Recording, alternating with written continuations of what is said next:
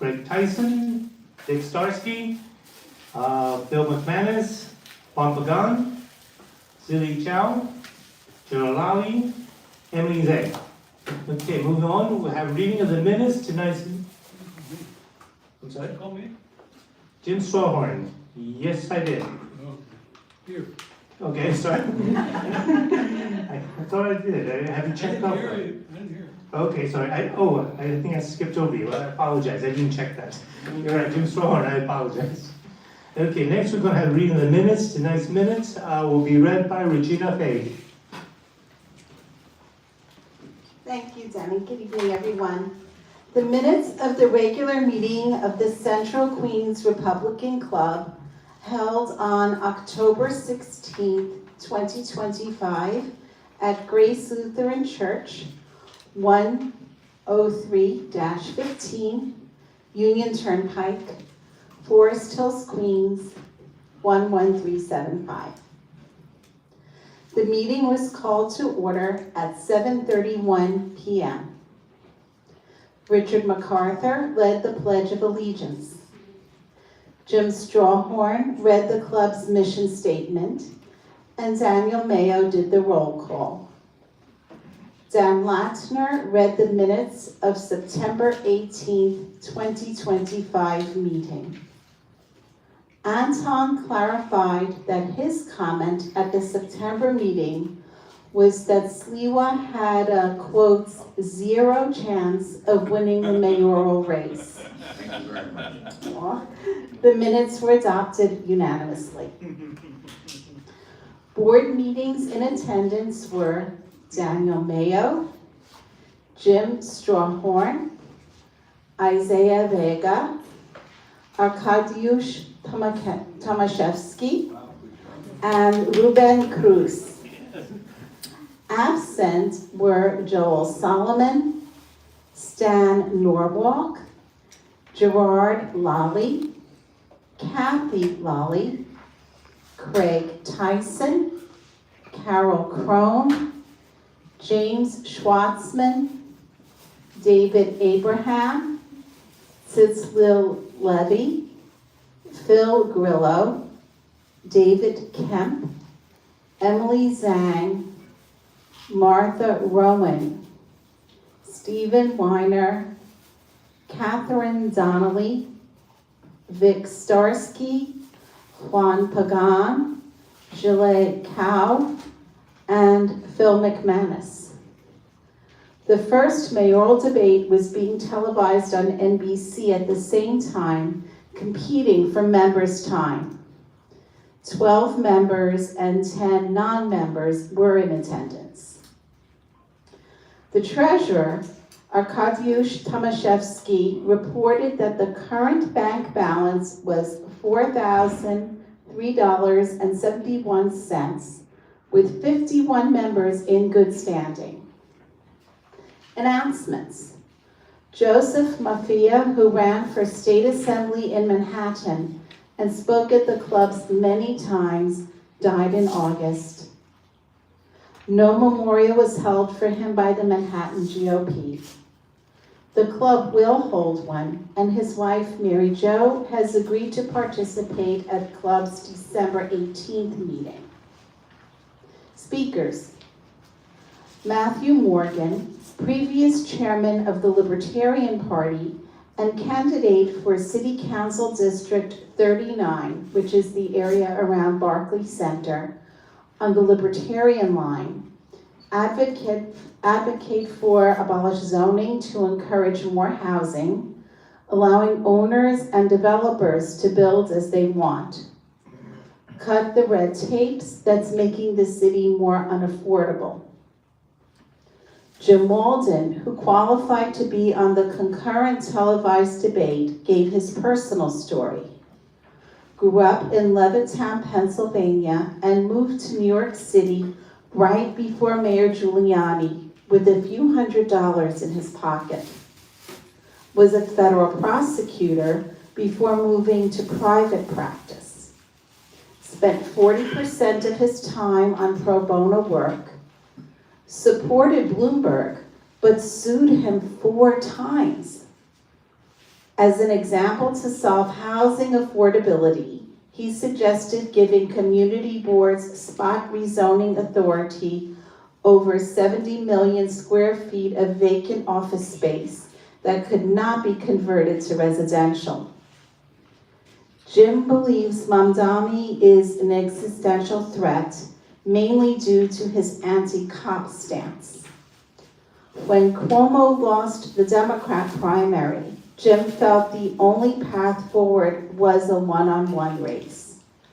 While supporting 3 kids in college and having taken 1 year off, he announced a pledge in July that all mayoral candidates behind in polling should drop out and support the front runner. No other mayor candidates agreed to the pledge. Yeah. True to his words, Jim dropped out on September 8th. Our system is producing, quote, crap candidates.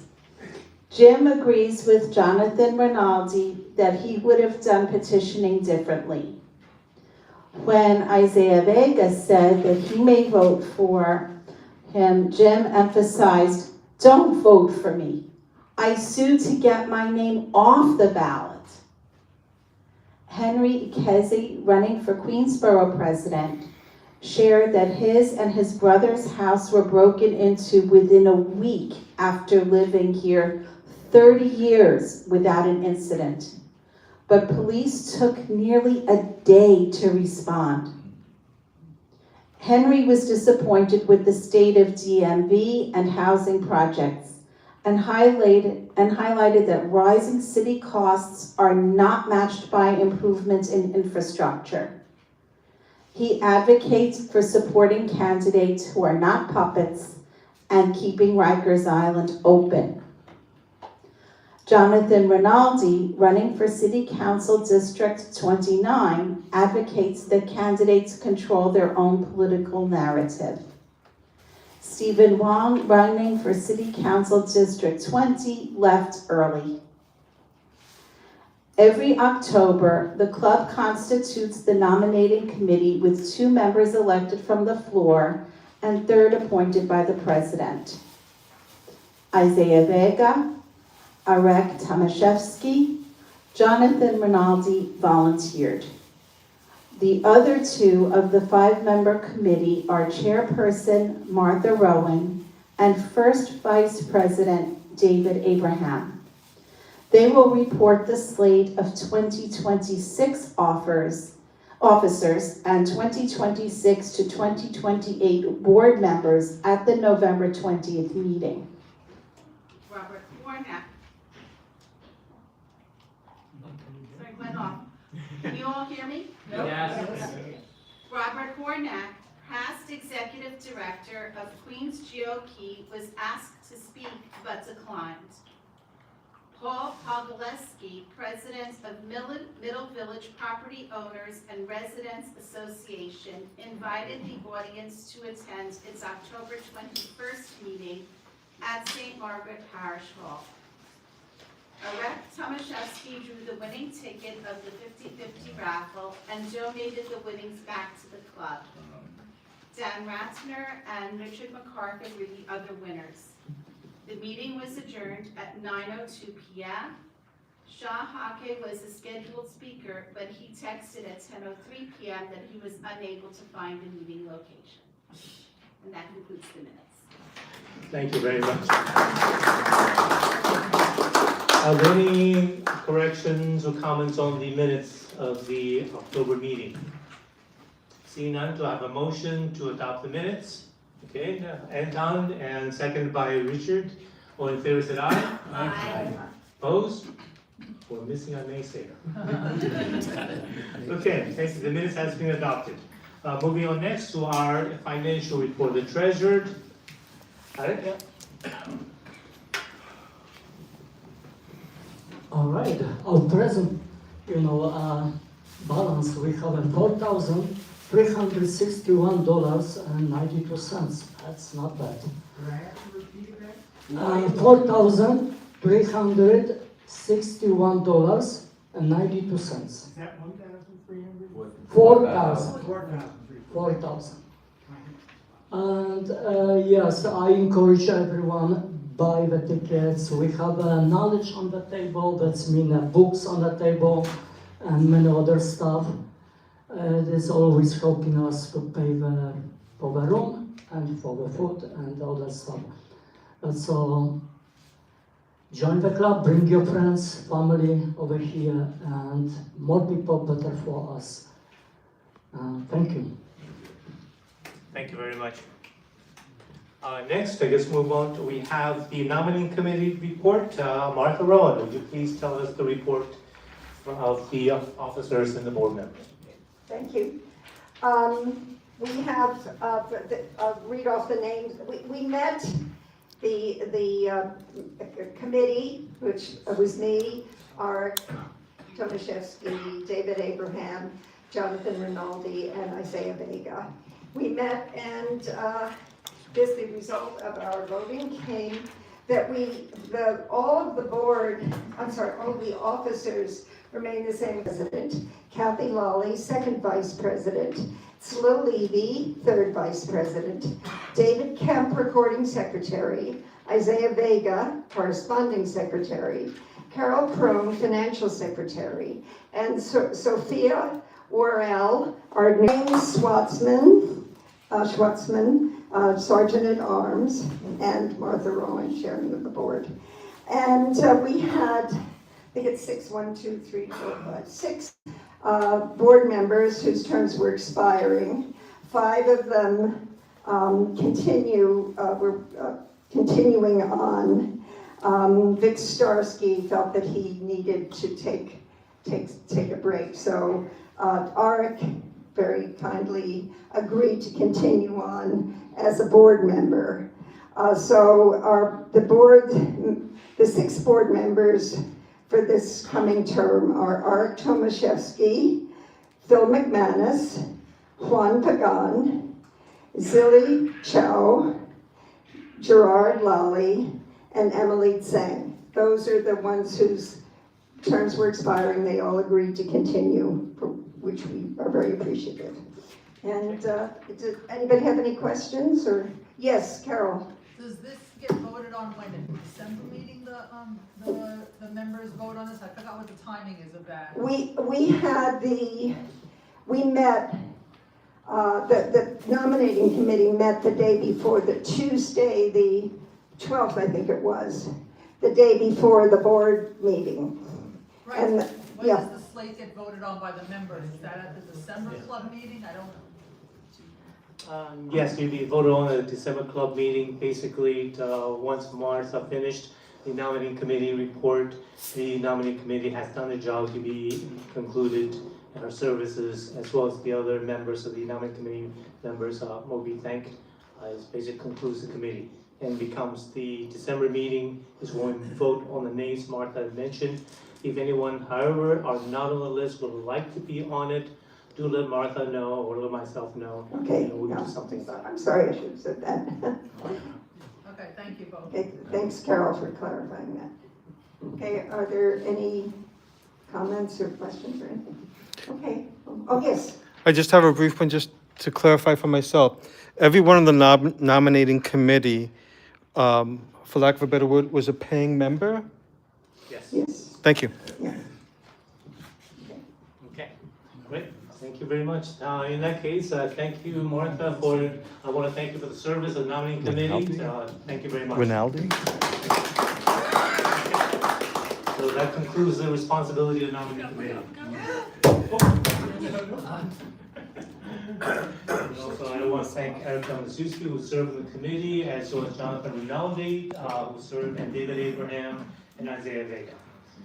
All right, moving on down to the next item, okay? We have some, let's see, okay, committee. Let's see, some of the people hasn't come in yet, okay? Let me then move on to an announcement, okay? Ilan Rees was in Israel for several months, and he was just so happened to be there when the final living hostages were released. And we want to hear him, since he was there, experience the whole thing, give us his report of experiences. He also brought back some Israeli candies in the back, so please help us out before they're gone.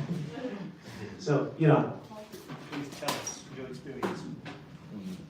Okay, I just don't know where to start this story. I was in America several days before the October 7th, and I heard on the Israeli radio that Hamas said that it is preparing something very, very unusual for Israel. And there was no any reaction from the Israelis. I couldn't imagine what they can do. 2 days later, I knew about it. Why it happened? In one word, it's corruption. All those who had to prevent this, they did nothing. More than 1,200 people were cruelly killed, and 250 people about were taken hostages. Then starts the process of the war against Hamas, the war against Hezbollah, the war against Iran, Yemen, and I don't know anymore who else. And from time to time, some of the hostages were released. It demanded a high price from Israel. Israel released many terrorists with blood on their hands, as they say. And it continues almost 2 years until Trump decided to finish it, thanks to him. So all the remaining living hostages were released, but there are still also some dead hostages, and 3 of them are still held in 2 of them are Israelis and 1 is foreign worker from Thailand. When they will be released, nobody knows, because Hamas began to use them to rebuild its military forces. So Israel must now to prevent it by force. So there is a new wave of war in Gaza and also in Lebanon at the same time. The life in Israel is continues all this time, so it's very difficult. When we lived there, once we were under the second attack of Iran. It was very interesting. We were on our way from Ra'anana. It's an American city in Israel, to Jerusalem, to our home. And on the way there was this missiles were sent, and we could see it was from aesthetic point of view, it was beautiful to see all this firework in the sky. But it also takes its high price for this. And up to 3 weeks ago, there was still missiles from Yemen, and we had to, almost every night, we had to run to the bomb shell in our building. So, and I think that I live in Israel from 1978, and there is always war. If it ever will be ended, I don't know. So I can only say that I recommend to visit Israel. It's not so dangerous. but it is a beautiful country, very interesting, and everybody almost speaks English there. Any questions for Elon? Okay. Anton? Sir,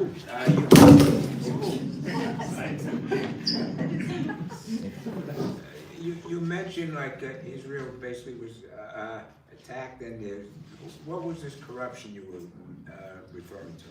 Because army did not intervene when they attacked. They attacked about 5 in the morning, a.m. it started, and army began react only about 2 p.m. Oh my God. It was paralyzed. Nobody did not tell to Bibi or to other ministers, those who had to say them. So now it must be checked. It has a very serious problem.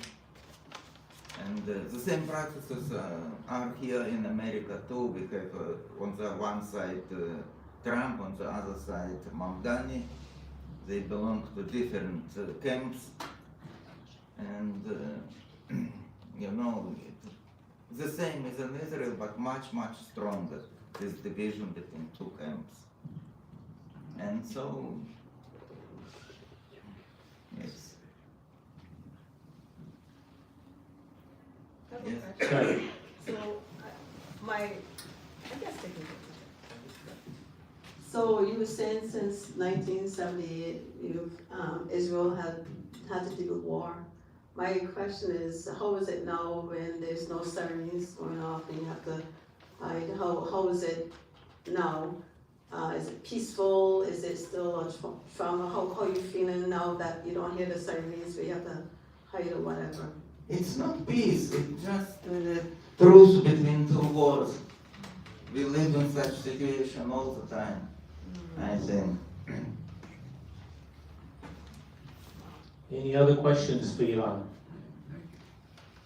Okay. Thank you very much, Elon. Okay. And certainly, thank you very much, Anton, for your question as well. I mean, it's basically having people who's out there who understand situations better than what we hear in the media, that at least make coming to meetings like this valuable. I mean, I am also quite surprised to learn that the military did not respond until 2 p.m., which is, if you add it up, 7 hours later. And if they respond sooner, I'm sure it would change the outcome. We don't know how much, though, but at least that is a big gap. Might be 9 hours. 9 hours. Oh, 9 hours, 7, yeah. It's not exactly. But still, that's a huge gap in non-responsiveness there, that we don't know about, okay, at least not in the public media as well. So thank you very much, Ivan. Let us know that we know Israel is also divided much worse than here, but we did not realize it has affected that incident so politically. Okay. So let's move on down to basically the main part of the meeting. This is going to be sort of an open discussion about Republicans under Mamdani. We're going to, at the beginning, we're sort of just going to talk, and everyone can say anything they like, just get your questions out. And basically, all of you should have some flyers that sort of passed out already. This was a field report from a Mamdani. Basically, he's a young guy. He's sort of very representative of how most of the young people have been supporting and running his campaign. And the way he wrote it, and it's very factual, so you can understand how Mamdani's people seem to be operating. He talks about 90,000 volunteers. He talked about basically almost knocking almost 2 million doors. Well, apparently, the way this volunteer described it, they have apps that actually tracks what's happening and how they're organizing it. But anyway, that's information, so hopefully we could learn some from it. But to moderate the discussion and also to basically put everything together, I want to introduce you to our main speaker of the evening, Svetlana. Would you please come up? Okay, Svetlana Zelinskaya, she is the newly elected first vice chair of the Kings County GOP. Okay, she could have been the chairman, but of course she's very kind and decided to join power. Was unfortunately, in my opinion, more institutional than someone who wanted to do some drastic change. But anyway, please, Svetlana, the floor is yours. And ask whatever question and let's discuss it however you like. Hi, my name is Svetlana Zelinskaya. English not my first language, but I hope you will understand each other. I'm first Russian-speaking position as a vice chair of GOP. Actually, I win this race, but we decide with my opponent, it's Liam McCabe, we decide with him unite. I decide unite with this guy. Because only if we unite, we can be strong. If we against each other, we ruin and destroy our party. It will be two camps. You have to understand how it's work, right? When two persons run for one position, we have two teams, and two teams against each other. Somebody like this person, somebody like that person, and it's little war between us inside of party. I decided I don't want this war, and I step back. And as a woman, I think I make a wise decision. He wanna be head of the party, he's chair, yes, he can be head, I will be just neck. How neck turn, head going. I'm joking. Okay. I'm district leader of 46, the biggest district in Brooklyn.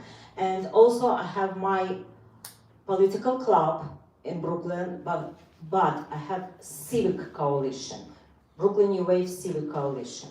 Why I decide to make civic club, not only Republican, because of my vision. A lot of people, we have a lot of conservative, we have a lot of conservative Democrat who must be a Democrat because they're supposed to do something on the job and they can be Republican. You know, we live in America, we live in New York. New York is a democratic state. And of course, some people must be Democratic to keep job. But they vote as a Republican, they help Republican. That is why I decided to make civic club, to unite all these people.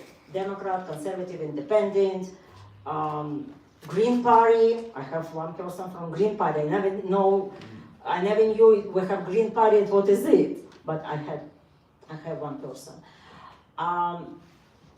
What I want to talk to you as I talk to my members.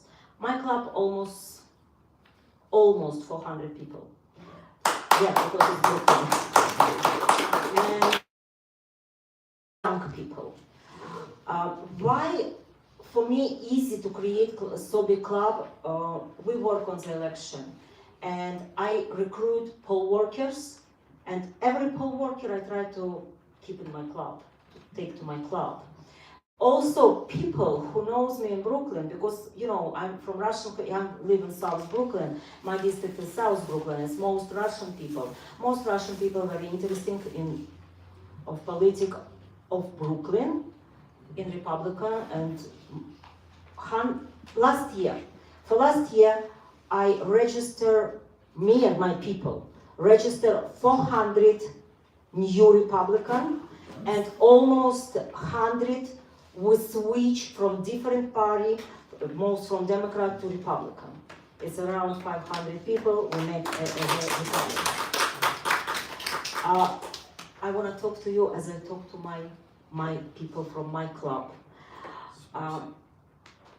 First things, if we want to be a strong party, we have unite. We have unite each to other. We have unite between districts. We have unite between borough, and we have unite between party. This election which coming, 2026, it's very important election for us, for New York State. It's election of governor. Yeah. I don't know who you support, I don't ask you, it's not my business, but I like to make this business. But I can't ask this question straight for who you want, no. I tell you who I support personally. Of course, I support Alice Stefanik. And most, you know, statistic, right? Everybody has social media, and you can read, you can see 75th state supports Alice Stefanik, and 75 chairperson sent supporter for Alice Stefanik. If we want have Alice Stefanik as our candidate, and if we want to see her as a governor, everybody must do some job. Everyone. Doesn't matter you involved in party or not, doesn't matter you're a registered voter or not, but if you want to change something in your state, in New York State, in your city, New York City, you have to think who you want to see as a candidate and who you want to see as a governor. Maybe you have your candidate. Perfect. Just bring your candidates. On the last meeting, which we have, an executive committee, of course. So on the executive committee of Brooklyn GOP, last meeting, we discussed how we can create strong team to help our candidate. When I was only one time in your meeting, last year or year before, I don't remember, I told you, I'm sorry. So, and I remember you have such a nice candidate sit here, and they told program, and I tell you true, your candidate was much better than was candidate in Brooklyn. I tell you true. What I hear, how they run, how they introduce and represented myself, much better. And we discuss about this in Brooklyn. Somebody told about corruption. I'm sorry, I don't know your name. This gentleman, he told about corruption. I want to tell you, I know in Israel, but I want to tell you, we have corruption here too. Don't think we are so angel. No, we have big corruption. And what is corruption in party, in Republican Party? We run candidate who we know in advance they don't win.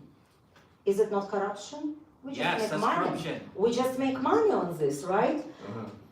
I try against this, and as a district leader, and also as a regular Republican, strong Republican.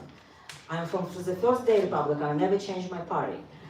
I like to ask people, and what I tell to my people, please, can you find good candidate, introduce this candidate to your district leaders, and your district leader will introduce to executive committee. Find candidate, it's not job only of district leader. If you know somebody good, nice, strong, potential Republican who can win, know who can make money on this campaign, who can win, who can change something, and who fight for your interest, not for interest somebody behind us, not interest of Democrats, not conservative Democrats, progressive Democrats. Let know your president of club, let know your district leaders, let know your leaders, and meet these people, invite these people, let them talk to you. Maybe you find something or somebody who real can change your life. This is my advice to the people, to my club, to your club. What I can give some recommendation. What I recommend for you guys, because I see you discuss a lot, and I like what you read. You know, I'm trainer of the poll worker. I work in Bangladesh, but I'm trainer for poll worker. I always tell, you know, my English is not so well. Maybe I do some mistakes.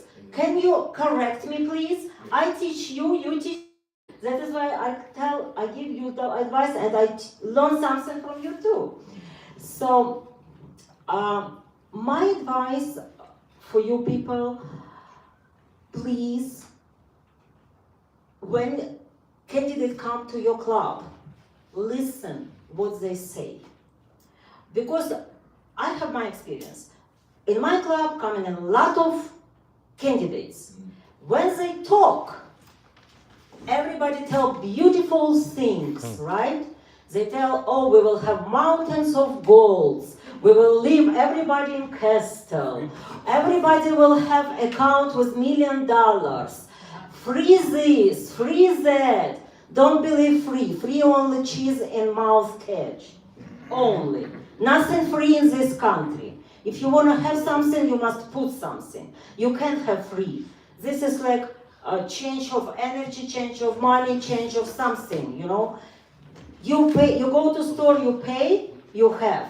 If you get free, it's maybe expire, or maybe you can't use, or garbage. So listen what candidate talk to you. Now they will come in and you will invite, right? You will like endorse. You want this candidate, you don't want. Please listen what candidate talk, how they talk to you, what they tell, what they propose to you. Don't believe in mountains of gold. Don't believe it. I will believe to person who will tell you have to go with me and who speak Russian here? Копать землю. Yeah, dig in the ground. And maybe we'll find something there. Thank you so much. Thank you. So, you know, I will believe that candidate, not who will tell you, oh, I give you a piece of gold. So, any questions? Yes. Why don't you support Bruce Blakeman, who's considered running for governor as well? Why I personally don't support? I don't think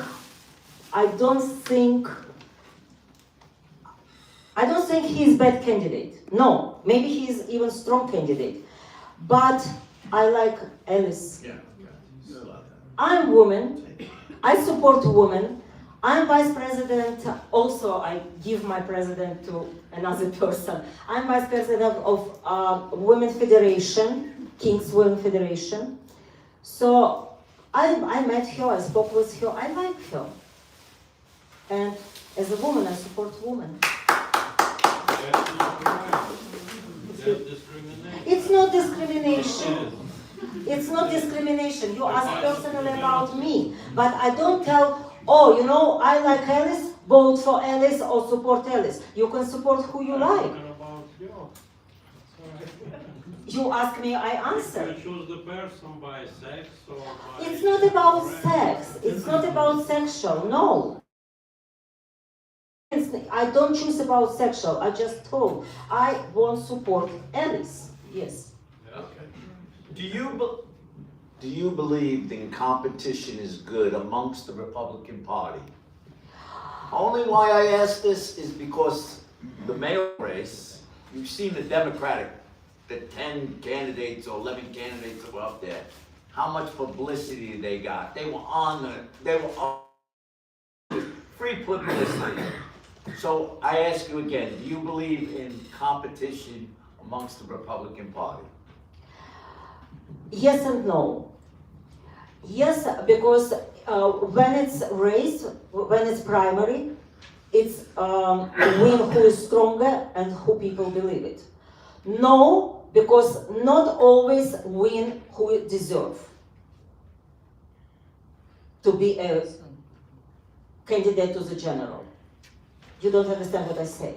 I see your reaction. Yeah, no, because you're saying who don't deserve. I mean, I'm not talking about your opinion I give you or my example. personal opinion. I give you example. Okay. Two candidates. For example, two candidates, right? Right. Two Republican or two Democrat, doesn't okay. matter. Yeah. Right, the same party. Yeah, the same party. Two candidates. One candidate really strong, and we know he can change, he can do everything. Right. Another candidate, he's not so, Right. and he will. The weaker candidate wins? Yeah, but no, good candidate lost, bad candidate win. No. Yes, it's happened. I'm sorry, but it's happened. It's happened because people, I tell you, because promises. People believe in promises and vote for candidates who promise. And people doesn't listen. Both been the same thing. Excuse me? I agree with you. Yes. Obama made promises and he got elected. And then you also have Zoran Mamdani who made promises and he beat Cuomo. Thank you. But are we talking about elections in primaries? Doesn't matter. No, he talk about primaries. Okay. About competition. Competition is primary. Yeah, okay. So what's wrong with that? It's nothing wrong. He asked if it's good idea if we have competition, if we have primary. What are you gonna have in place of it? What are you gonna have in place of it? In place of the primary. In place of the primary? We were supposed to have primary. Okay, We must have primary. okay. That is why I tell, please guys, when we go to primary, before primary, read about your candidates, because people never read. They never check out, they never check internet, they never check nothing. They just see, oh, he give me, what day today, 20? November 20, I got Turkey from that guy. I have vote for him. No guys, no for Turkey, for future. Don't think right now because you get Turkey from somebody. You know what, I tell you something. One election, it's few election before, it was true, I'm not lying. You can check this because it was on the internet. It's Russian community, Russian district. It's my district on my poll side. It was 2 candidates.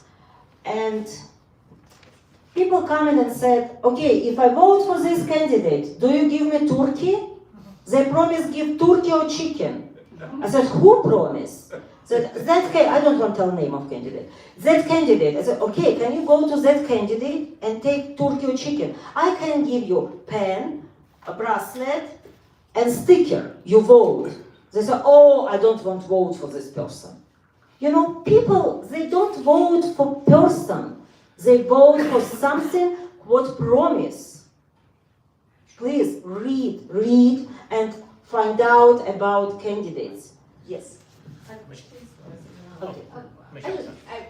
General question, I guess.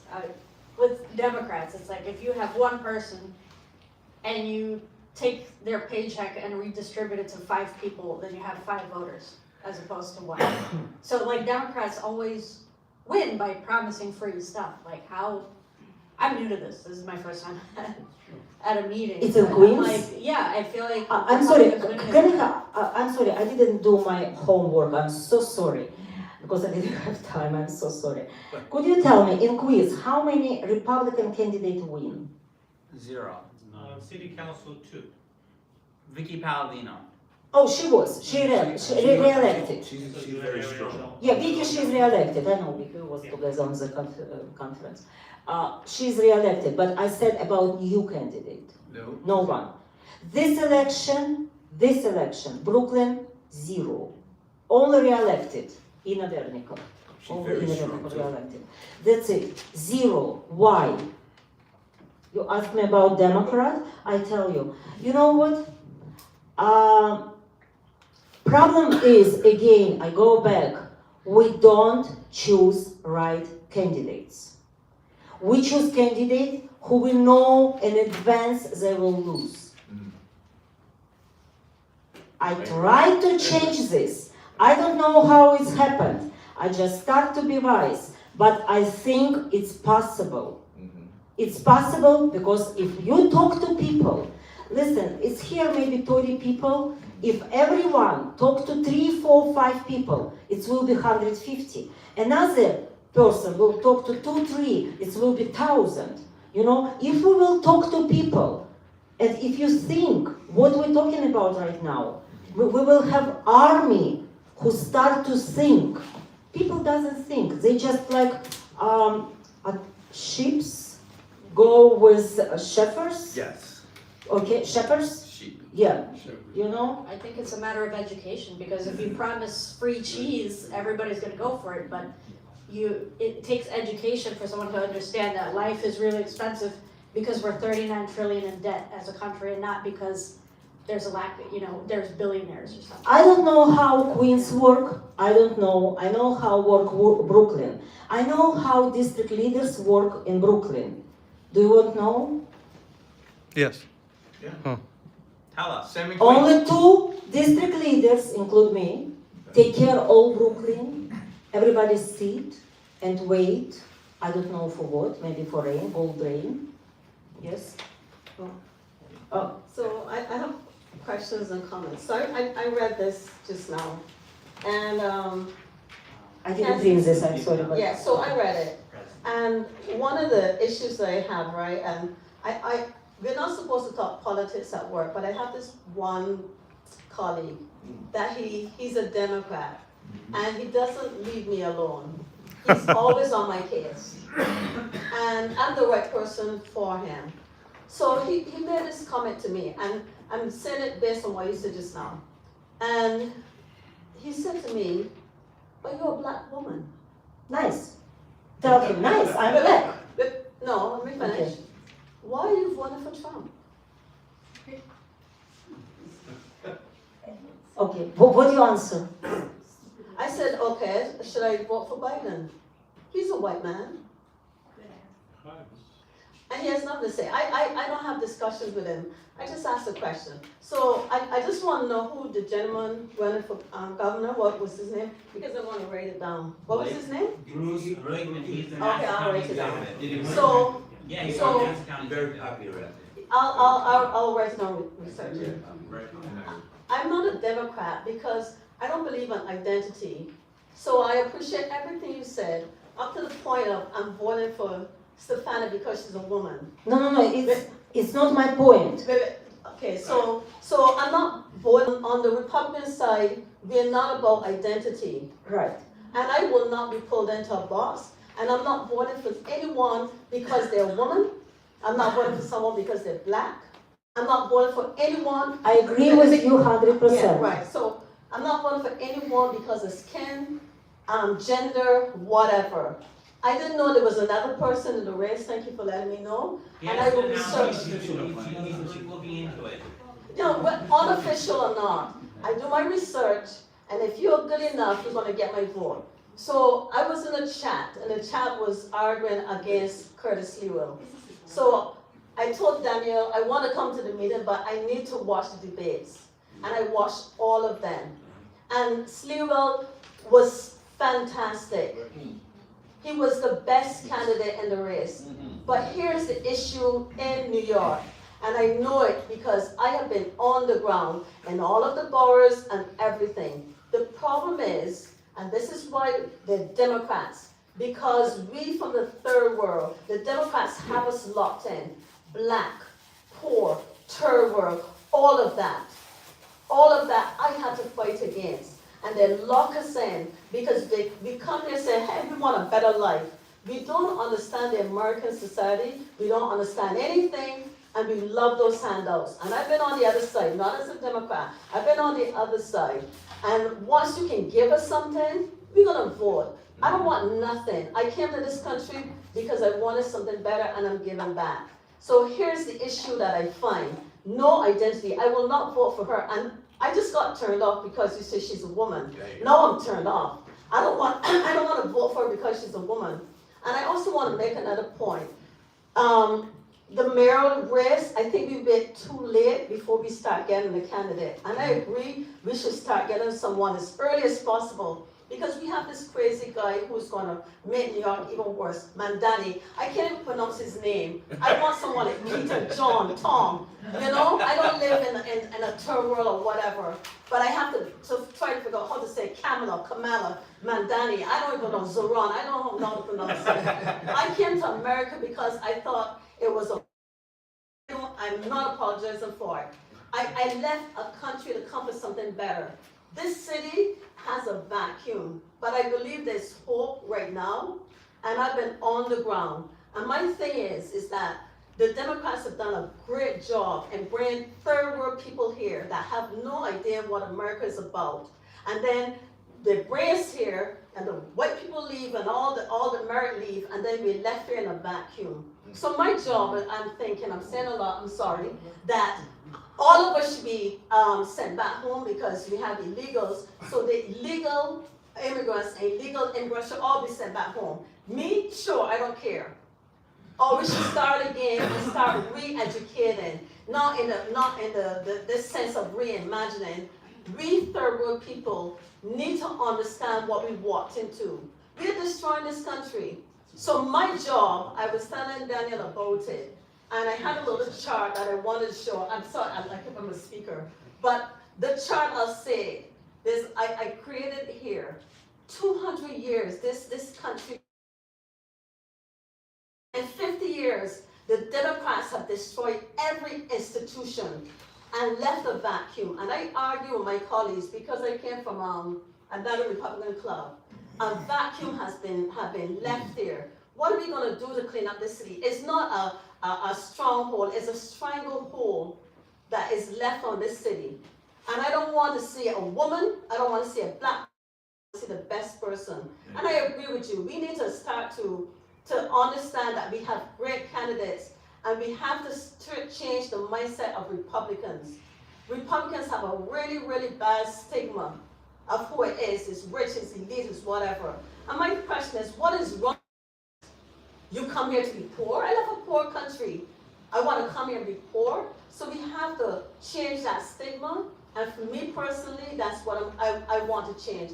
I'm on the ground. I told Daniel, what I'm doing right now is phone banking, because my son said to me, enough, Mom, don't wait till next year to start talking. Start now. Right. I'm on the phone calling. It's cold. I freeze when I go there, so as it gets warmer, I'm going to register like crazy. And I'm going to help educate people in my area. I'm from a Guyanese area. And third world again.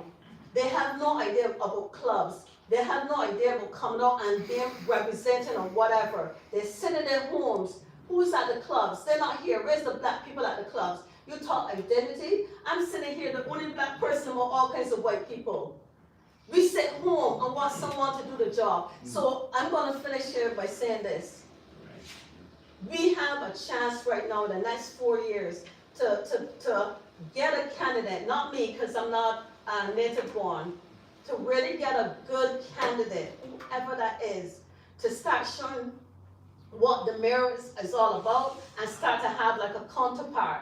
And we can start, I agree with it, start bring that person up and not wait until like 2028 to run them. They should be running from 2028? No.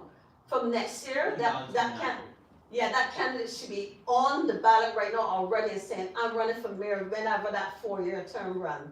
So I've said a lot because that just triggered me with women. I don't like that black and white. You don't understand exactly my answer. One second. It's not about because she's a woman. Not I just told, and she also woman, and I like support women, but not it's my point.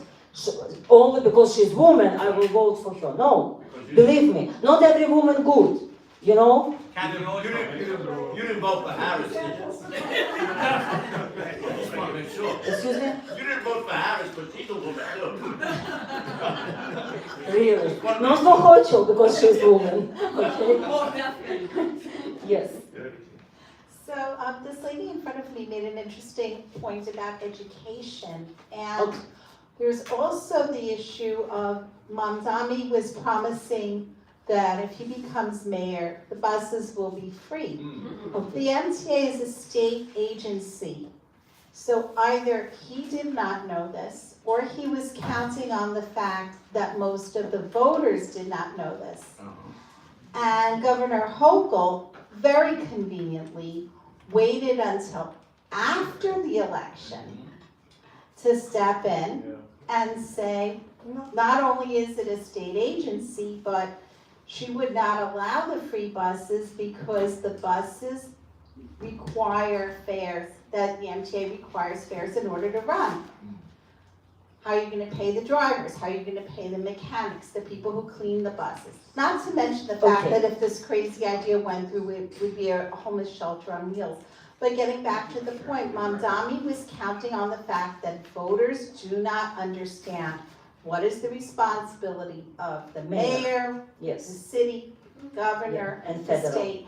And this is a problem that has been going on probably since before we were all born. And it gets back to people don't study civics, They don't understand how government works. And that's why they can be easily lied to by a socialist with a smile, because socialism with a smile is still socialism.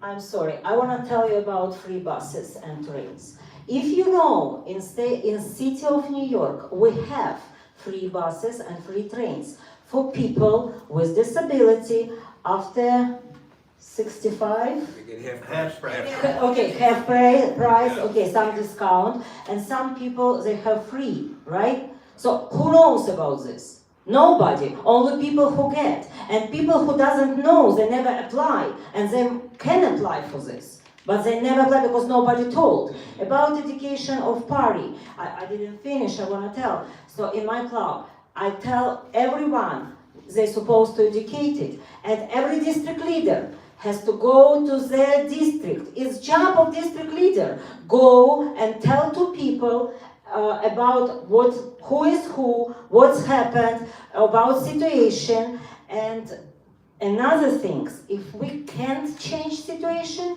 we're supposed to change attended to this situation. Think about this. Because stay on the street only with flags doesn't change nothing. We're supposed to do something. Yes. I'm sorry, that guy was first. Oh, it's okay. God, just give me a second. Go ahead. I appreciate it.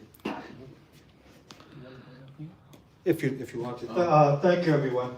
I guess first I want to acknowledge my colleague here who brought up some salient points that I think are worthy of discussion, which was, the first thing that struck me was how she said that the Democrats promised free things. And that resonated. Now, I'm thinking of us right now as a team, not as a party, because we know that in the Democratic Party, in our party, that there's separate teams. So there's a socialist Democrat, there's a center Democrat, there's a conservative, and similar in our party and in Queens. In Queens, we have several clubs that differ in their viewpoint. In essence, different teams. So what I'm considering here, what she said, is what are we doing in our team? If we're a team, and not just a bunch of people who want to express their views, which is really important, as a team, we're saying, okay, Mamdani, what did he do right? It's all great to say, he finds this, it's a lie, whatever. That, for me, that's crying about, oh yeah, the ref didn't call that shot bad. Right. The dude won. So we have to say, okay, what worked? Right. He's promising this free thing. Free buses. Everyone knows that a lot of people, I see it every day, they get on the bus and they just walk right on through. Yeah. So that point about the fact that, in a lot of sense, the buses are free, in a certain sense, from a certain point of view, and he's capitalizing on that. Yeah. But how can we capitalize on the fact that he's offering free stuff? So we get in a huddle and I say, you know what? Okay, we're not going to offer free stuff. But we're going to say, you know what? I'm going to look at the budget, and I'm not going to give you free stuff, but I'm going to give you some of your money back that you're paying in taxes. Now that's a team getting together, because she said that activated that in me. And I think it's starting to resonate with some of you. Not a bad idea, right? Yeah. Okay, so now we're getting started on functioning as a club and as a team. And I want to thank, let me just read this, Svetlana Zelinskaya for her presence here, because she's showing that she established a club with 400 members. So she's something that I would consider an agent, like a sports agent, to help us find the best players that we need for our team. I'm going to say all of us are the best players for our team. But we got to start rowing in the same direction. And the same direction doesn't mean that we don't disagree, but we're going to say, okay, let's strategize. We can't say, la, la, la, la, la, without saying, okay, but the fact is, he threw that pass and they caught it. What are we going to do to work around that pass? How are we going to circumvent that? They might say it's by saying bad things about us. The fact is, There was 8, 12, 20 mayoral candidates on the Democratic side, and there were a few Republicans with nobody of note. It was basically, right, who I thought was our man on the street, and more New Yorker than anyone else. But it wasn't enough. What did we do wrong there? How did we not support him and give him the advice that we needed? I don't know yet. He lost the election before, he shouldn't have ran a second time. Okay, that's a great opinion. But we're getting around the huddle and saying, how do we turn this around next time? We've had Republican mayors before, and we're going to strategize. But let me just finish this point, and because I know you have a lot of good stuff to say. Giuliani came in after Dinkins. Dinkins did a horrible job, and then Giuliani became mayor. So this is a perfect example. I agree with what was said here. Now we should be looking for a mayoral candidate for Republicans who can win a general election. I'm not saying it's Andrew Giuliani, but someone who can win an election, and we should start putting up starting now. And he can be a We should be interviewing our mayors and she should be leading the way. Okay, that's a great point. The fact is, we over the past year, we've had a lot of debates. Guys, I'm sorry. We've had a lot of debates in this club with good candidates. Guys, I need you to listen because you seem like a valuable player. So please pay attention to this. We need to start interviewing our candidates. When they come here to visit and talk about what they believe in, we gotta say the hard questions. What have you done before? What's your background? You're a custodian? Great. Then you know about maintaining, getting supplies. Being a custodian does not disqualify you. Being a custodian means that you know when your supplies are getting low, it's time to start getting the supplies. It's time to start looking for another vendor to see if we can get it for a cheaper price. I'm sorry, can I interrupt it? Please. Some candidates, they don't know difference between councilman and assemblyman, Senate and Congress, but they're running, and they don't know what the duties of this position. Very true. This is a problem, and we don't know even, because we're regular people. If you're not involved, you don't know even. And of course, when people say, oh, I will do this, I will do that, everybody will be happy, everybody will be rich and everything, and you say, oh, yeah, I want this guy. No, you don't want this guy, because he doesn't know what to do in his position when he comes to the city hall or to the assembly. And that's why I started to create what I called the candidate caucus, and I'm going to apologize. I let that fall and fail, because the idea is that we need to train our candidates. We need to give them the information that they need. Do you know how big the book is for just to apply for state senate?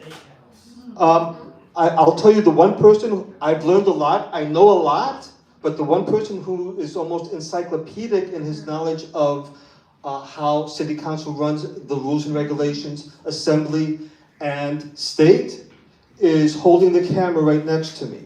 If it wasn't for him, I wouldn't even tried to run. And I ran 3 times. But he helped me each and every time, and I still had to learn things on little tricks that they don't mention until it's too late. Twice. Now look at me. Do I look like anybody important? Yes. Yes. He's nice. But I'll tell you the truth. In city council, I was redistricted out of the district so that I couldn't run against them again. Against a fellow colleague who spent $350,000 to keep me out. And I'm like, that was worthless. Now, for state assembly, when I ran last year, I went to the booth. Everybody was saying, I can't vote for you. That's ridiculous. I went there, my name is not on the ballot. My name is not on the ballot because in February, they did their 2nd or 3rd redistricting of my district, and I kid you not, my district moved from where it was to right across the street from me. Right across the street, and I had to laugh because the message was clear, and I had to say, okay, a different district. So that means I was doing something right, but not right enough. But with all of us together, I think we could plan better and help our candidates by giving them what they need to know and kind of grilling them a little bit. If we grill them now, they're ready for the grilling later on. Don't you agree? Okay, that's all I have to say. Well, Thank- they get no publicity anyway. Right. But if we get involved and, use our contacts with media or whatever, we could maybe get somewhere. But we're not getting anywhere yet. But I think we're on the right track. Another problem, our state, they never learn and they never go to any course or any school, but we have political school, how to be candidate. Even in Queens, right? You have, I think. You have school. I want to open in Brooklyn, but they stop me. They doesn't let me know right now. And we gotta fight against that, because I let that happen to me, instead of saying, no, I'm gonna do it. Yes, but So- it's best things when candidates go and learn something, and they know what to do. You can ask simple question of candidate, and if candidate can't answer this question, tricky question, ask tricky question. If they can ask, it's not good candidate, believe me. Yes. All right, I want to ask you about 3 issues that I think are huge problems for us. One is what you've been hitting on, low information voters. Another one is gerrymandering, and last but not least, New York's lack of election integrity. All right. Maybe just to talk about, address one of these issues. And I think you were hitting on before about candidates not knowing what the office is all about. But I think on a deeper level, you were talking about how voters were promised free stuff, and that's why they voted for Mamdani. I think you have an issue with. I tell you what's happened in Brooklyn with voters for Mamdani. Adult daycares. Yeah. Adult daycares. All grandma, grandpa, how I tell these people, old people who use adult daycare. Owners, they told, listen, if you vote for Mamdani, you will have free this daycare. You have to go and vote. And they give transportation. These people come in and vote, okay? Brainwash, we call this brainwash, okay? And what's happened with another people? How many people vote and how many people sit at home because they think, oh, I don't like this 3 candidate, I don't want to vote. Listen, you like or not, read and go vote for somebody. Don't vote for who you like, vote for future. This is your job. This is your mission. Responsibility. It's your mission, okay? To change life for better. I am from Soviet Union. So I think everybody here, most of you, it's immigrants here, right? Why we left our country? Because it was bad life. We're coming for better life for our kids, for grandkids, right? Okay, my daughter, she's 36. She was a baby in that country. But now my grandkids, they're baby here. My daughter, she lived in socialism, in future communism, and now my grandkids, another 4 years maybe will live in the same, in the socialism. This is for what I come in and left my country, my friends, my house, my job, my everything. No. It's not for this, as you, right? You left your country for better life. And what we have? Welcome back to the future. Yes? Yes. I have an idea, and you can reject this idea. I looked at Bob Holden. Bob Holden is both a Democrat and a Republican. He ran on both party lines when he ran for city council, and he won. Okay. In my opinion, if you look at Queens, your voter registration is 7-1, Democrats or Republicans. And in the previous election, both Bob Holden's chief of staff and his staff members ran as a Democrat and a Republican. The Democrat won that election. So I'm saying is, why don't we put out Republicans to run both the Democrat primary and the Republican primary? Okay, This way we can get some conservative Democrats, and then in the general, they won't fear voting again for a Republican candidate, and the Republican candidate can say, hey, I'm also a Democrat, and get some Democrat votes. Because I was out in the field too for a lot of Republican candidates. I worked on Joe Mafia's campaign. I worked on, what's her name? Mike Congliario's campaign. I worked on Mir Sultan in all the way in Suffolk County, Sierra Ali in Nassau County, and they were Republicans. But in New York City specifically, the registration is way out of whack. And I think what we should be doing is running on both the Democrat Party and the Republican Party simultaneously. So we can gain those Democrat voters who say they're never Republicans. I remember when I was campaigning for one candidate in AOC's district, there was a Tiffany Caban. There was a Republican running against Tiffany Caban. A lot of Democrats said that they would never vote for a Republican. And it's very difficult to convert Democrats to Republicans now. But if you can do what Bob Holden did, I think that's the strategy we should be looking at. Running on both party lines. Okay, this is a problem. I want to tell you, first of all, I know maybe you don't like what I say, but not every Democrat bad, not every Republican good. Choose by person. You have to choose by person, it's one thing. Second things, again, we come back to education. People not educated. They don't know nothing about candidates. And did I told you go to Democrat and talk about Republican candidate? This is your job. Go to your neighbor who is Democrat and talk about Republican candidate if it's good candidate, not bullshit candidate. If it's good candidate, you have to talk. And if he took 2 lines because he come into Republican executive committee and Republican decide on this position. That's right. That candidate better than our candidate. That's right. That is why he got this line. And the same, if Republican can go to Democrat and prove, listen, I'm better than your Democrat candidate. Where is this candidate? Show me.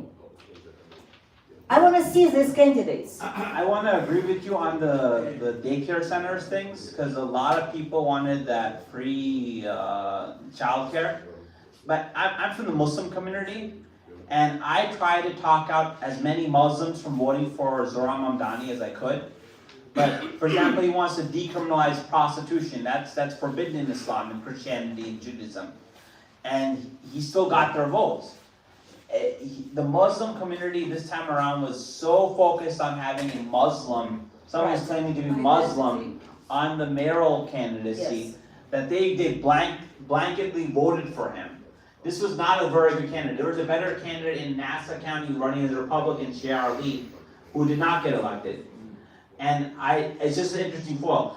I just want to say thank you for everything you've said, but I strongly recommend reconsidering the idea of get a Republican to get signatures on a Democrat line, and get them on the ballot as a Democrat, and then put them also onto the ballot as a Republican. And this way we'll have a double chance of winning the elections. Otherwise, I don't see a way. I agree with you. And the other thing is, I just want to point out. But usually, usually Democrats try to catch seat. That's fine. Let him catch it. But at least he'll be on the Republican line. He can say he was a Democrat, so he can gain Democrat votes. A lot of Democrats said that they'll never vote Republican. And to be able to say, I'm a Democrat, I was on the Democrat primary, I lost, but the Republicans gave me the Democrat seat so I can run against the far progressive left, that's a better end. Like, look what Trump did. Trump said, I'd rather have a bad Democrat than have a socialist communist like Zohran Mamdani. He said that, and then he endorsed Cuomo. And I think that's the right strategy. I'm sorry, he doesn't endorse Cuomo. Yeah, he just recommends. No. He doesn't endorse. He endorsed Cuomo Did the you see day. endorsement? Yes, he endorsed Cuomo the day before the election. He didn't. He just recommends. No, he didn't recommend. He came out so strongly for Cuomo, that was an endorsement. No, I just want to point out her point is that we need to start finding a Republican candidate now for mayor and constantly compare him to the Zohran. Are you finished?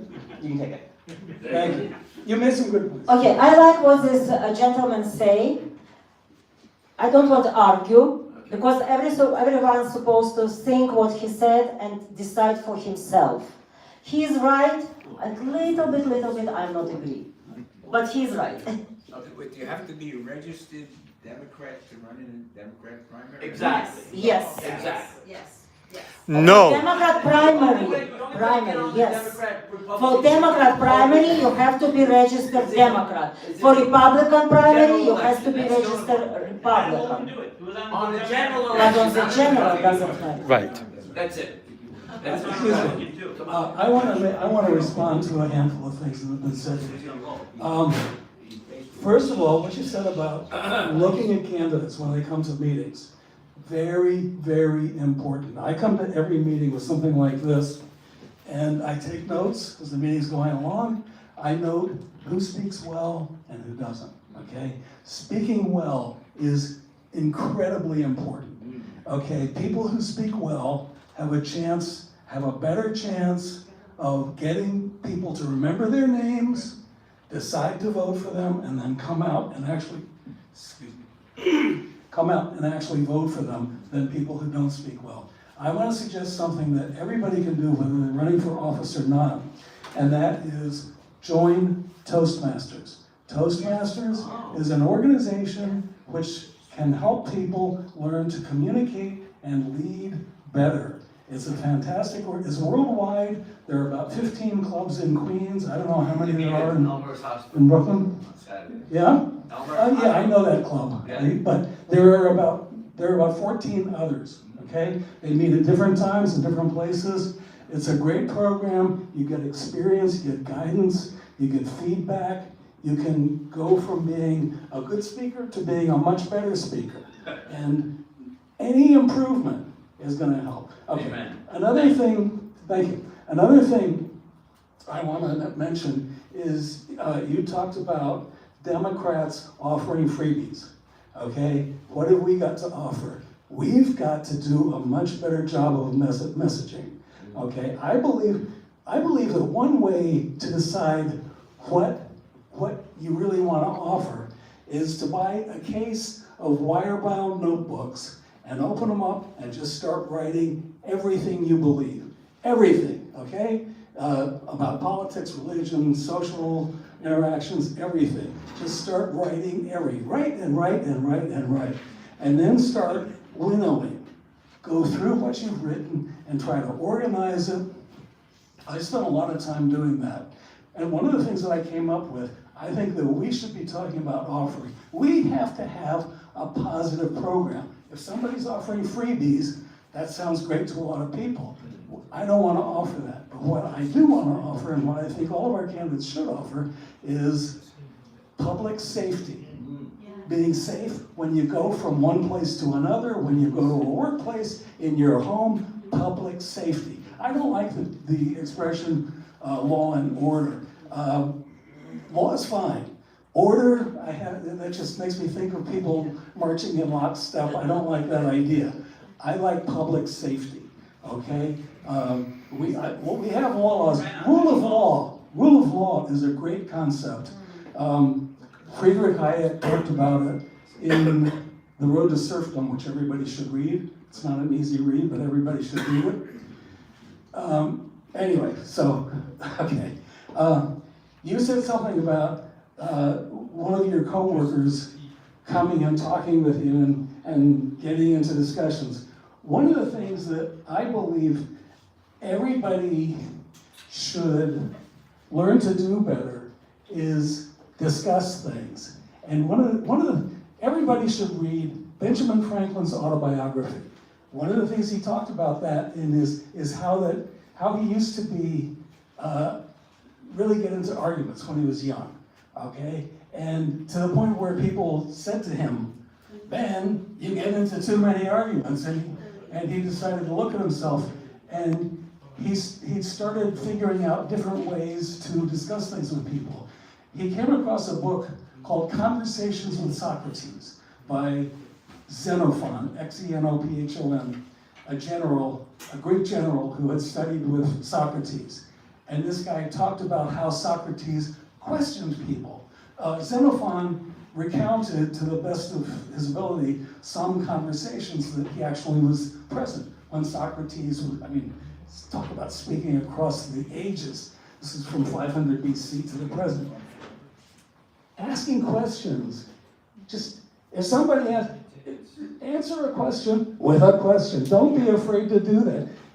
It's a way to, if somebody comes along and says, I'm going to offer free buses, okay? First question, just how are you going to do that? Okay? And just keep asking questions and questions and questions. And one of the things Franklin said was that when he learned how to do this, how to discuss things with people by asking questions, he got so good at arguing, sort of non-arguing, that he could win a discussion even when he thought the other person had a stronger case. That's what made me want to go out and get that book by Xenophon. Anyway, that's it. Fantastic. Anyone, there was a question? You want this? You want this? Gentleman here. I would really like to, ask about the strategy of GOP. Like I said, if anybody knows, I used to do organizing for 12 years. So I created Beyond Ground Zero campaign for 9/11 workers. We had like 10,000, more than 10,000 members, paying members. We started with nothing. But so a strategy is like, working with people and to bring more and more people. Like you have to have a material like flyers, information, discrediting somebody or informing people what you want to achieve, how you want to achieve.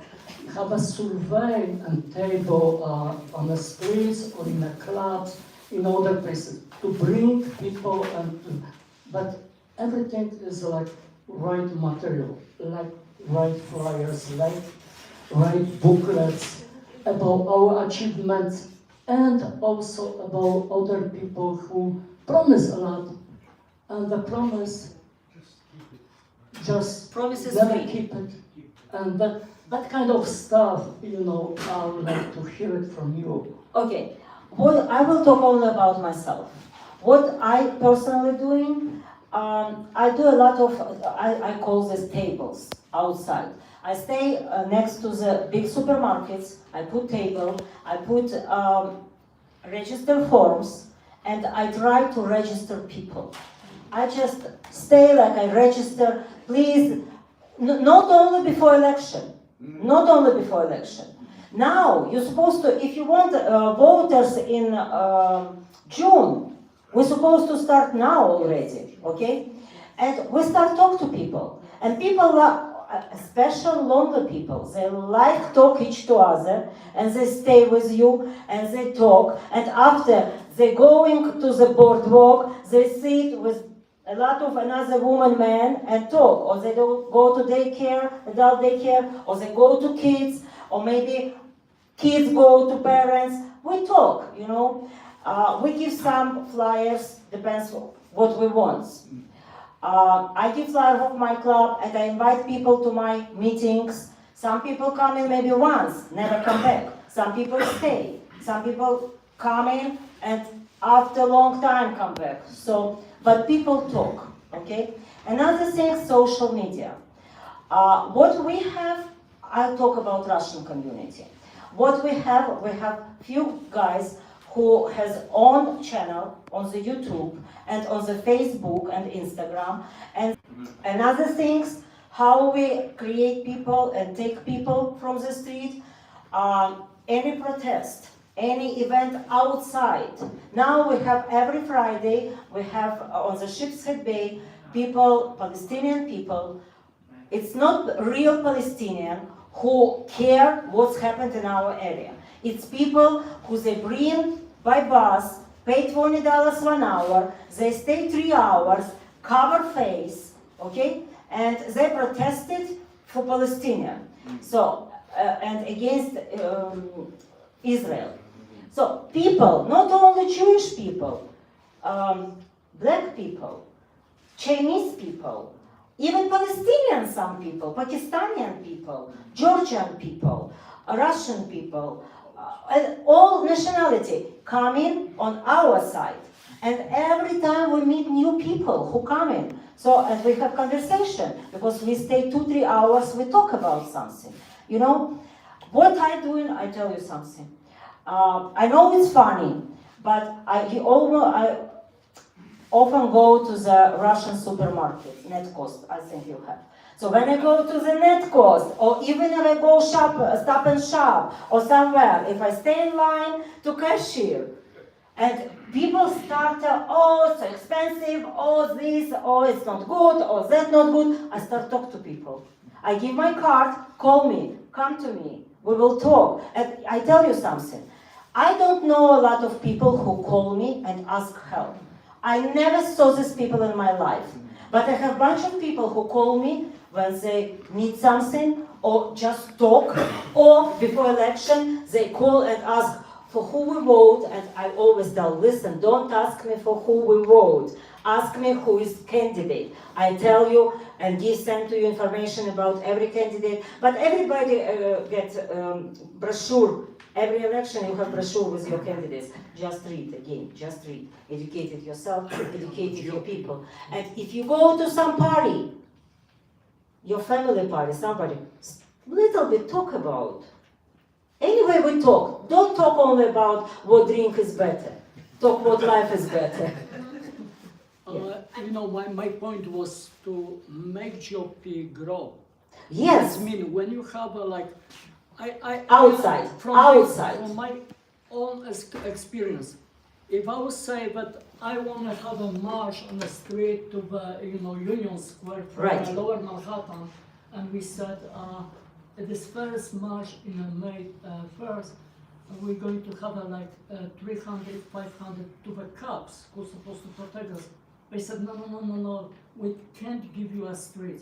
But listen, if you don't know exactly how many people you're going to have, let us know in the morning at that time. So we'll come, we'll see, and then we'll decide if you're going to have the cops on this motorcycle to protect you. When they see that it's already more than 1,000 people, and we have more than 5,000 people, then they pick up all the cops and protect, that's how we had a march everything prepared. But we know also, I know that many people to speak up to the order, they took the flyer or they took the booklet, and they read it and memorized by heart. And then when they start to talk to somebody at the table, they I was laughing something, oh shit, that's my sentence. Or they just speaking to the other person. But so they learn. If they hear from somebody, they hear from one side and going from the other side, they forget about it. But booklets, flyers, they learn and they repeat it. You know what? I tell you something. Flyers, booklets, it's perfect. But what people doing, they take it and put next blocks, they put in garbage, or even in the same corner. Okay? So the best things talk. I like talk. I like what we're doing. Where is Roman? Oh, he left. Okay, what we're doing. I tell you, you have some money, right, from your club. You have some money. If every one of you, if you go by streets, 30 blocks, for example, different, not each to other, next to next, between some streets, you go 30 blocks, and if you buy in 99, not 99 cents, no more 99 cents now, but no, okay, if you go to Costco, and you buy box of small pack, it's 186, right, bags of candies, people like free, give people free. People register, give this small bag, they will happy, but they stop. They say, oh, what do you have? Oh, you have candy? Yes, but register please. Oh, you want to know something? Blah, blah, blah, blah, blah, blah, blah. True. And this is work. Yes. What I do, it costs $16, 186 packs of the small candies. So 186 people I talk. It's work. Look, I know many flyers, our flyers was thrown to the garbage. Right. But we had a survey, same percentage of people came and they like, oh, can I get a few more? I'll give to my friends. Right. That's all. Not everybody can you put in write garbage. down, can you write down your name over here and phone number? We're going to have a meeting in a neighborhood, in an apartment or something. Can you come over here or can you create the meeting in your apartment? We're going to come and talk about the issue. That way we did in Lower Manhattan with some people who live over there. Because like, you know, from the beginning they said, oh, health treatment for the residents is impossible. It's impossible. And we make this I'm sorry, possible. guys. Do you collect signature? When it's election, do you collect signature? Some of you? Of course. I process it, I guess. Do you volunteer? Do you collect signature? When you collect signature, when you go door to door, you can talk to people. Even people that, listen, some people, they don't want to open door. But some people, when they open door, say, oh, no, I don't want sign. But when you start talk, they change mind. And when you talk to people, when you collect signature, people go and tell neighbor. Because I know my people, and they know me. When they know time when we come in buildings. And some buildings, I tell you something, you know what I prefer to do? Some buildings in my district, you know, we have like leader of the building, try to meet people in big buildings, who is leader in always building have somebody who has gossips to everybody, who tell everybody what's wrong in building, what's good in building. If you find this person, The mayor of the building. it's not, yeah. So, and talk to that person, and that person will tell all gossips to everybody. Believe me, We it's talked- work. we talked about social media moments ago. I just want to throw out some interesting numbers. In the case of Facebook, who do you think has the most followers? Who has the least? Let me just, you don't need to answer, I'll just give you the numbers. Taylor Swift. Okay. Now, Sliwa had 77,000 followers for Facebook. Cuomo has 312,000. Adams 406,000. This is just as of moments ago. And Mamdani has 1.3 million. Nice. Okay. Facebook. Now, of course, young people want TikTok. Right. Okay. So I'm sure you can probably imagine it's even more skewed under TikTok. Under Adams, he has the lowest. 13.2 thousand. Okay. Cuomo, 19,000. Sliwa, 205,000. Whoa. Yes, he really picked up. Okay, he was really doing a lot of TikTok at the end there. And Mamdani, 3.3 million. Ooh. So I mean, certainly hard work. You know, Toto works, but when it comes to citywide, you still need social media. There you go. But you know why Mamdani has so much, right? Because all young kids, they like social media, and they think, they never know what is how smell bump. Never know, right? Right? So, and they think it's future. And he's young boy, Yeah. and he's handsome, and it's person who never worked before. He make himself, but we know it's not he make himself, it's somebody make him. But he introduce himself like he make himself, and everybody wanna follow because now he's popular. I just finished university. I went there for 8 years. My name is Michelle. And I basically had to pretend to be a Democrat to even pass my classes. Right. The socialist indoctrination is, and I'm wondering, where is this coming from? I'm in the medical field. I just finished my nurse practitioner degree in psychiatry. And when I was taking pediatrics, they taught, and this is just the status quo now, they taught me how to transition children to the other gender. Right. And I'm like, when did this become normal? And this just sneaks into university, and it all comes from school and university. From daycare. And they and it happened very slowly. Like first, they used to teach about like the founding of America and stuff like that. You know, now it's like different topics they teach, but it all starts in the schools. And I'm wondering, how can we tackle? I want to tell you bad things, not from school, from daycare. I have experience with my granddaughter what's happened in daycare, and that is why she doesn't go anymore to daycare. She's home. I just want to say, I think that one of the biggest problem of Republicans in the city and the state, the fact that everybody knows it's a democratic state and democratic city, as it was mentioned already, and then don't vote. They say it doesn't count, doesn't matter. And in fact, like Mamdani won, he got more than 50% of voters. Right. But how many voters he got? You know how many? Just a million and change. It's what I told. People doesn't go to vote. They sit because maybe they don't. Especially Republican. As a Republican, yes. And I tell you another thing. You know what's happened? I work on the poll side. I'm coordinator. So people come into the poll side and they said, "For who I have voted?" I said, "I don't know. It's 3 candidates. Oh, I don't know. I didn't know the comma. I didn't know who's Sliva. I hear on the TV about Mamdani. I vote for Mamdani." People doesn't know even who is who. They just hear name and they vote. And Channel 1 was very pro Mamdani. Channel 1, New York news channel. But all they say about Mamdani. And they were laughing about Sliva. This is a problem. I just want to amplify on something that's been said here. The government schools, most people call them public schools, the government schools in New York City and all across the country do a horrible job of teaching civics.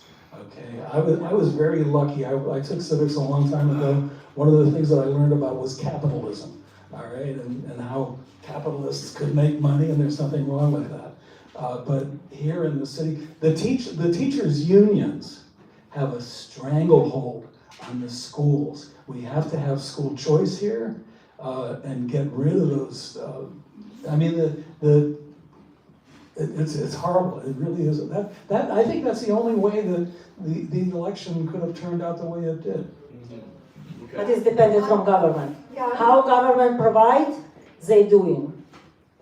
Yeah, I'm glad that you said that because that's basically something that I was going to say.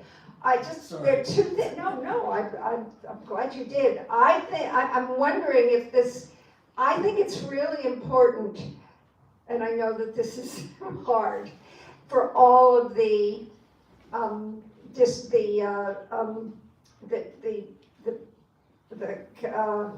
what do you call it? People like you in each borough to get together instead of competing with each other and set a number of important goals. One of them is you've talked about good candidates. It's really hard to find people to run. You know, it's hard to find good candidates. Yeah. Of course it's hard. That is why it's a big job. I do your job. I just want to comment. It's a very big job to find good candidates. I just want to comment on what Martha said. Finding good candidates is probably the biggest challenge that republics face. Remember, the United States is a republic. The U.S. Constitution guarantees a Republican form of government to all the states, and that goes down to the cities too. Finding good candidates, because the cost of being a candidate is huge. You have to risk your job, and it's a lot of work. That is the biggest challenge that we face, and we need to give good candidates all the support we can whenever we find them. Yeah, and I think it's important to look for young people. I mean, you want 82-year-old people running for running for office. So I think that I think that it would be great if the leaders of the Republican Party could get together and set us a number of goals of things to try to find ways to solve these problems. How to get young people in colleges and schools and high schools involved and educated. And the other thing is, I want to follow up on what you said, and that is I really, really think that the party should do everything it can to encourage and help people get their children out of the schools. And this is not just the public schools. I want to make it clear, it's not just the public schools. Most of the private It's more schools are at dangerous. least as bad, if not It's more worse. dangerous. So, I mean, to do doing things like helping people organize, homeschoolers to organize group, so that they can hire a teacher, and things like that. I think that this is a long game, but we really have to look at our youth, because I know my grandson is in college, and oh my God, I looked at the courses that school was offering. What's it on? I My couldn't son left believe college after what they first were. semester. He left. He said, "Mom, 6 months we sit and we learn how to switch from boy to girl, from girl to boy." Oh no, one of the courses was queering STEM. Queering STEM. I mean, how to get it, they've already gotten all of the humanities completely insane. Now they want to go after science, technology, engineering, and medicine. I mean, it's insane. And it's really important that we consider what's being done to our young people, because it is horrendous. Daniel, do you invite in your meeting chairperson or vice chair of Queen's GOP? Queen's GOP. Do you invite for your meeting? They only came once in the past 3 years. They never invite them many times. They should invite them twice already. Invite your chairperson or vice chair and talk to these people, because we like go any club to talk to people.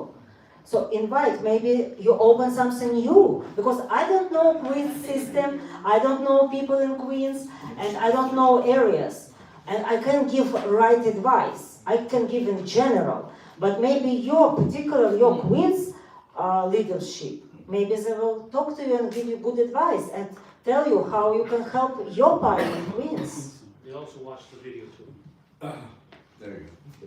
So the beautiful thing, Vivek Ramaswamy said something really interesting, and so as a new citizen, one of the things that I had to do, this is a very, very, very difficult system, the American system of government, local, state, federal, and committee member, is a lot. And so in 2023, I started to understand this system, and I'm still learning. So right now is the worst time in America, and it's the best time. It is completely the worst time in New York City. But I think it's the best time to start to build the city again. And I say it all the time, there's a vacuum of Republicans. The problem with Republicans, for me trying to understand what it means to be a Republican, is that we have the wrong idea, or people have this bad idea or this negative idea about what it means to be a Republican. And we have got to do the hard work. And the reason why it is not done is because it is hard work. And to be a Republican is hard work. And the thing is, I know what you're saying. The Democrats win because it's not hard. It's not hard. They're flashing everything, and people gravitate towards them. And I've been part of Catholic charities and all of them. I've been on that side doing a lot of work. They give you stipends. They give you all kinds of money. I went on in groups and did all kinds of work. I worked for abortion. I did almost everything you could think of. I was given stipends to work. Stipends. I came from the Republican side. And you know what I got? Nothing. Nothing. When I went out on the street and I went every place, I had to pull my pocket. And nobody wants to do that because it's hard. And you know how much people are going to do that work? 1 or 2 or 3. But the 1 or 2 of us or 3 of us have got to make up in our minds that we're gonna do it. So this is my, so hold this a minute, let me pull my, let me pull my sheet up. It's true. This is where I'm at right now. I prepare this. There you go. Hold it for me. Yes. 200 years. This is the Republican Party. This is the Republican Party right here. What they created. Okay, Bill family, it's very, very simple. This is the Democrat Party. Full of crap. I can pass it around, but all kinds of, I probably have one, let me pass it around, you can read it. That's the Democrat Party. Body shaming, mansplaining, on and on and on and on and on. A bunch of crap that sounds good. So this is where we're at right now. For me, this is where I'm at. See this? Blank slate. We gotta start all over again. So I know what I'm gonna do. I have a 10-year plan. 10-year plan. And what's that 10-year plan? The hard work that America was built on. Knocking on those doors. And I was told knock on Republican doors, and I've knocked on them. Knock on doors. Then the other plan is to register. Scott Pressler is my hero. Register. I registered before, and I did all this because I didn't understand it. Petition. I did petitioning. I probably did everything to understand this system. So that's what I'm going to do. I don't know what anybody else is going to do. I love New York City. When I came here, I came on the Bloomberg, and it was wonderful. And I watched it deteriorate. I came to Queens. You could eat, like here, pick up something off the floor and eat it. It is filthy, and it's driving me crazy. I left an island that was wonderful, and I can't believe where I'm at. So it is hard work. So I had to learn what this system is about. I did a lot of research, I did a lot of reading, I did a lot of studying. I went up there and did all the work. So I, Sophia, am starting from scratch. And I told Daniel, I'm making those calls. I have my list and I'm calling them. And half on the list have gone to Florida. Where we at? I'm not in New York. Keep this young lady. No, I told Daniel. She's fighter. No, I haven't been there. They're in Florida, and I'm like, oh my God. And then you know what's the rest that I'm calling? And this is the beautiful thing, it is really, really hard because how are people going to receive you? The other people that I talked to, if the phone is not in order, apathy. Why am I going to vote when it doesn't matter? And the candidates, no candidates. So that's the calls that I'm making from today. And when it gets warm, because I'm a little old and I'm cold, but I'm out there. When it gets warm, I'm going to register, and I don't care. It's a hard thing to knock on doors. It's a hard thing to reject. I don't care. I want this city back that I have become a part of. I am not going back to Barbados because I'm no longer a Barbadian. I had to rip up give it in, my passport. I will do the heavy lifting, and I'm going to do the civics that it takes, because I'm telling you, not low information, we are ignorant. And it is very sad that you even have Americans that are ignorant. Well, we can't say certain words. I will say it. We are ignorant of what it means to be an American and do our civics. So we go and we talk about all the problems. The problem is that the Republicans don't sell the good thing about being Republican. We are ashamed about we're ashamed or don't know or whatever. But I'm not asking nobody to do it. I will do the heavy lifting. Sophia, aren't you scared? Yes. Are you nervous? Yes. Do you feel a bit? When I have to pick up that packet to make a call, I take a deep breath. How are they going to receive me? Then I say, I don't care, and I start to dial. When I go there and I go to register, I didn't know how to register before, but I learned. I'm going to go there and stand right by Rockaway, by Liberty. The bus unloads there. And I watch everybody there selling fruit. And I said, wait a minute, they don't care. Why should I care? So when it warms up, I'm going to be right there at the table, registering. That's what I'm going to do. Good. I'm a Scott Press. Thank you. I just want to take a moment to recognize This is a live YouTube meeting. I want to acknowledge our viewers, especially DJeff7, who has been commenting since the beginning of the meeting. So I invite you all to visit the YouTube channel, check out those comments, add more of your own, because we will read them and they may help contribute to the team spirit. There we go. Thank you. We have about 6 more minutes left in the Okay. meeting. Anyone I'm else? finished. Oh, one more thing only. If you would do a campaign and to have a lot of people, I believe GOP can have more than 10,000 people join to them and have a big organization.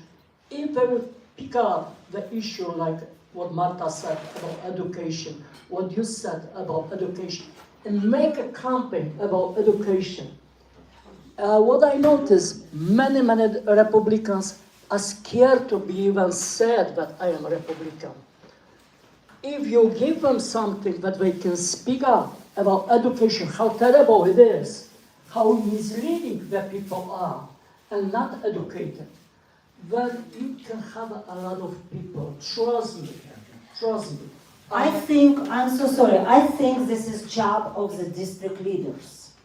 If you will talk to your district leader and ask them what they're doing in their district, and listen what they will tell. Okay, but why we have district leaders? Why we have district leaders? They're supposed to take care of district, right? We have Democrat, Republican, and Conservative district leader in each district, 2 person, woman and man. Was they supposed to do? Only assign people to work in Board of Election? No. They're supposed to educate people, educate regular people, not only poll worker. They're supposed to go to make meeting of building by building, private houses by private houses. What we doing? We create teams and we make meetings for people. Today we do one section, next block. We talk to people. Come to Brooklyn, South Brooklyn, and ask people on the street, who is Svetlana Zelinskaya? They will tell you, oh, this blonde, okay? But ask another district in Flatbush, who's your district leader? Nobody doesn't know. You're right. And Svetlana will invite us to her next meeting, so I'll post in the club, let people know about it. So those who have not made any comments, who would like to say something, Craig, you would like to say something? Jen, say anything you don't even mean? Well, if going to why people are not Republicans, I voted for Trump 3 times. I campaigned for Trump in 2020, and I very happily voted for Trump in 2024 because Harris was going to be a disaster.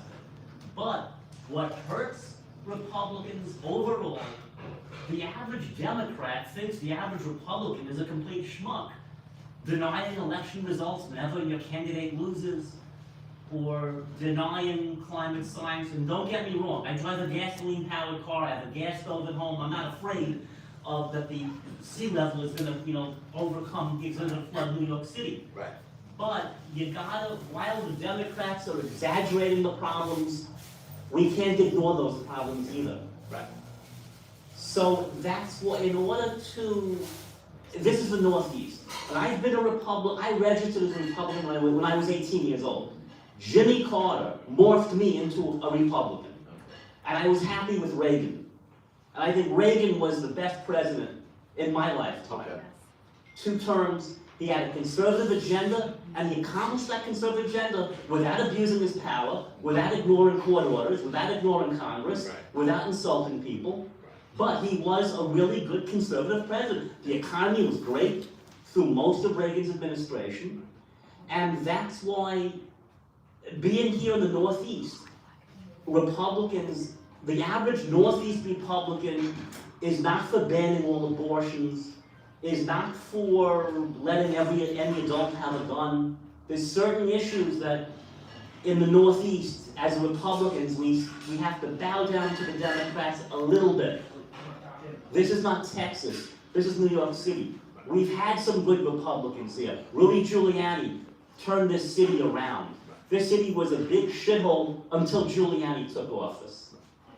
And Bloomberg was very good. Bloomberg followed Giuliani's success and followed his policies. Yes, we're not totally powerless in this city.